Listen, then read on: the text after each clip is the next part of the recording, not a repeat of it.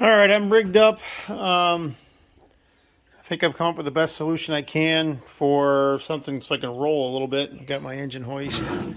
Got it hooked up on the front nose here that we need to get off. I think I read somewhere these things weigh somewhere in the neighborhood of 300 pounds, which is pretty hefty. If I'd known I was going to have to take this off, I would have done it before I ever pulled the machine in, because you can run the machine around without the nose on it if you tie up the filter here. Like I said, I had no idea I was going to get into having to take this off. So, from what I can tell, because I don't have a skid plate on mine that was removed long ago, I think it's just the 6 bolts, 3 on this side, 3 on the other, and then I lift her off. So we're going to make an attempt here.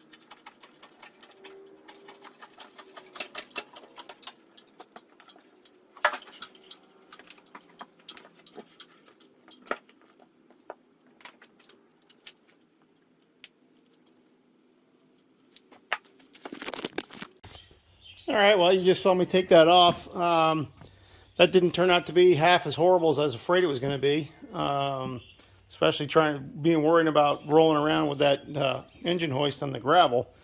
The plywood seemed to have done exactly what I wanted. I've got this off now. It's kind of out of the way. I'll leave it over there for now. Wish I'd realized I had to do this before I went and reached in there to take off that main hydraulic line. Would have made my life a lot easier. But anyway, that'll be good now for the flip side. And while I have this off, I'll do some other inspecting of a few things while I'm here. Since I took it off anyway, I don't think there's anything wrong with this radiator hose. But if I was ever going to put a new one on, now would be the time, because you can get right at it. So I may go ahead and just replace that radiator hose while I'm in here anyway. Keep that as an emergency spare or something. But like I said, now's the time. So now I should be able to drop that oil pan and get a look at the lower end. Let me go get my cardboard, crawl under there. All right, here we go. I don't know how good this video is going to be. I put a couple of nuts in here finger tight just to hold the pan up. Since I couldn't take it off before. Should be good now. Let's take that one out.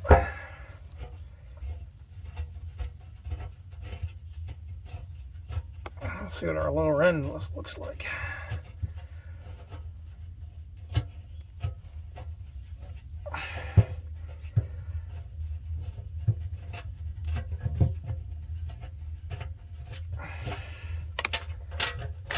All right, here we go. Now I should be able to take this off. Oh, that's much better. All right. Well, there's our lower end.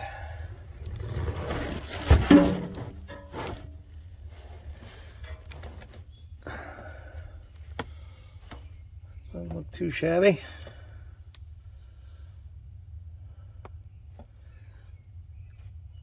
I don't think it looks too bad on down here. Now we'll get ready to take these pistons out. All right, let me clean up here a little bit. And we'll take some more shots. All right, I got the oil pan off, and you can clearly see what I was concerned about. Look at all that gray mush in here. That was the liquid coming down in there, all wet like that. And that was what was telling me all along that I had such a problem here. It was moisture coming through my oil. It didn't seem to be coming out the exhaust so much. Maybe a little bit at the beginning, some things burning off, but definitely through the blow by this is what I was getting out the blow by. It told me I had such a problem. So it pans off. Looks like I have to take the oil pump off to get it. I don't know if cylinder 1 or cylinder 4, whichever one's toward the front. I'll assume that's cylinder number 1. I'll need to do that, and I think I'm supposed to bolt the liners down while I rotate the engine to take out the pistons. So I'll bolt those liners down, then I'll take the bolts out and then take the liner. I don't know if I have to do that or I could just rotate it because it doesn't matter if they pop, but I kind of think it'd be a better idea if I do. So I'm going to go and check a couple things in my service manual about the oil pump, and if I am supposed to bolt these liners down while I rotate the engine to get the crank in the right position. All right, I'm taking my first piston out. So I've rotated the engine. I've seen other people do this on their various John Deeres, but not a lot of people show when they're doing an in-frame. There are some things that are a little harder to reach. Going around the oil pickup tube on the oil pump, I've seen some videos, people don't really show this part of it. They kind of show down, and I've seen that they've left this pump on. I was debating whether I'd take it off or not. But I did find I could go right through that spot there and right through here without a problem, and I can get to the caps. I've already loosened them, and they're dripping oil on me now. So I'm going to go ahead and just lift that cap off, and then I'm going to just take a rod and push this piston out and take a look at some things. I want to try and get that first cylinder liner out and see if the kit I have is right or not. I'm hoping it is. I'm a little confused by it coming with 3 gaskets when I think they originally had 1. All right, so let me get this out of here before this oil drips all over me. All right, piston number 1 is out. How do you like my piston pusher? I couldn't find anything, so I took a stick and debarked it and cut the ends off. Worked fine. So I've got it out. I'm glad I'm doing this rebuild. These bearings look just atrocious, and what it looks to me like is they were riding on the outside a fair amount. That looks pretty scored up. Even on the, I look at the piston rods, connecting rods, they don't, that looks like that bearing's been moving, which is not good. So I'm fairly concerned about that. I was hoping to pull this off and find a mark on it. Now I have a funny I have a sneaky suspicion that this engine may have been, you can see that's been moving around. I was hoping to find some marks on these bearings to see if they were oversized or not, and it looks like I'm not going to be able to find that out. I'll clean these up, and oh, there is a mark on them. Oh, very good. Let me go see what these are. See if these are oversized or if these are standard. I bought standard, but we're definitely going to plastic gauge the new ones when they go in there, because I got a funny feeling I may need oversized anyway. Let's go clean this off and see if I can see what's on it. Hang on.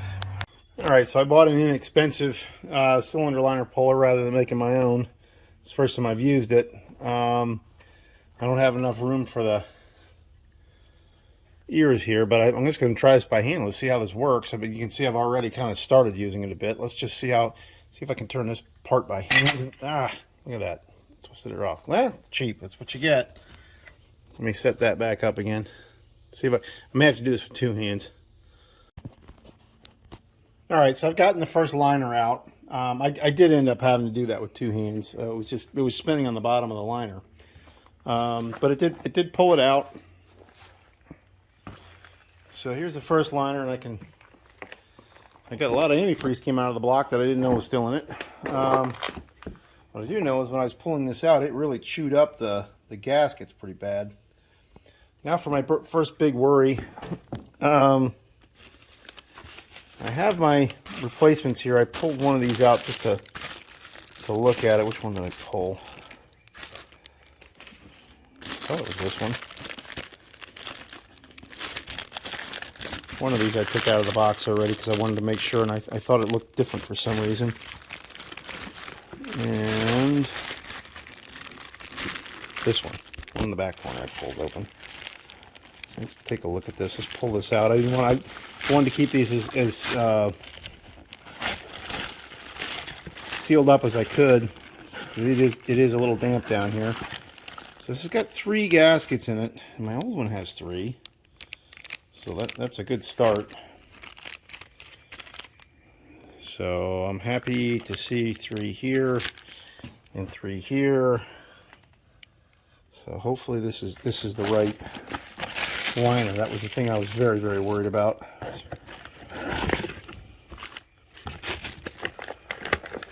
Pull the new liner out, take a look at it. It's got a piston in it already. That's why they ship it. I gotta put my phone down. Hold on, let me pull this out. All right, that's a major relief. These really do look the same to me. So I was really, really worried about it. But these definitely look like the right liners, which is good news. I'm gonna pack this back up just because I don't want any rust to get on it or any moisture on it. But you can see I got the new piston in there, so looks like I got the right liners. Thankfully, I did end up ordering. I did find out that I ordered the wrong connecting rod and main bearings. When I got one of the bearings out, I found that by looking up the number, I actually called the John Deere dealer to find out that they were already 10,000th. So I called where I got this from, and fortunately they said I can send back the bearings, and they're already shipping me the 10,000th. So that's what came out. That's what's going to go in. I'm not taking the crank out and turning it, so hopefully I don't have any problem with it. I did order some plastic gauge. I may check it. But that's a relief to me. Until I had a liner out, I wasn't 100% sure whether I had the right thing. It's got the 3 gaskets, which is good. I know there was a style change, and I ordered the older one, which is what this is, which looks like it matches up. So that's good. I'm relieved. So on to the next. I'm going to do a little bit of organization with the piston I just pulled out. Unfortunately, not realizing the block is absolutely full of antifreeze. Now my cardboard that I've been laying on is now soaked with antifreeze, so now I got to get a new piece of cardboard. But that's at least done, so I don't think I'll get any more antifreeze out of there. So yeah, we'll be on to the next. I'll be removing the other 3 pistons, pulling the liners, and then seeing what we've got to do about getting the new mains in. I did watch somebody else's video about how to do that in frame. It was kind of neat. Basically just using a small screw that goes in the oil feed hole, and you got to grind it down to the right size, and you just rotate the crank and it'll push out the top piece of the bearing. It was pretty neat watching that happen. So that's what I'll be doing with this, and hopefully I don't screw it up. Okay, so that's it for now.